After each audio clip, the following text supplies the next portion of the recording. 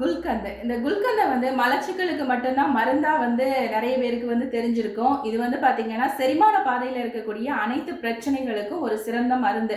வயிறு சம்மந்தமா இருக்கக்கூடிய பிரச்சனையா இருக்கட்டும், பீரியட்ஸ் டைம்ல வரக்கூடிய பெயினா இருக்கட்டும், மலச்சிக்கலுக்கும், திடீர்னு வந்து ஒரு வயிறு வலி சூட்டுனால உண்டாகுது அப்படின்னாலும் இது வந்து சிறந்த மருந்தாவே இருக்கு.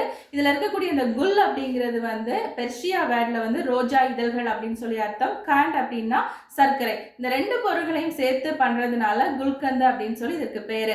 இது வந்து செரிமான பாதையில இருக்கக்கூடிய தொற்றுகளை நீக்குது, அசிடிட்டி ப்ராப்ளத்தை வந்து நீக்குது.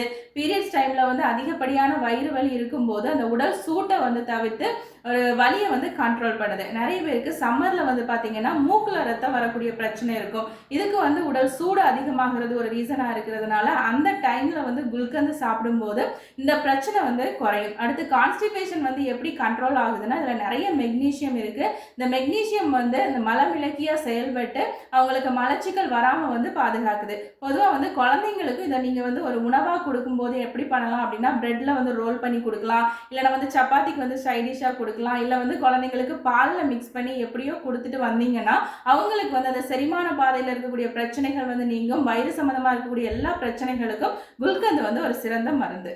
நன்றி.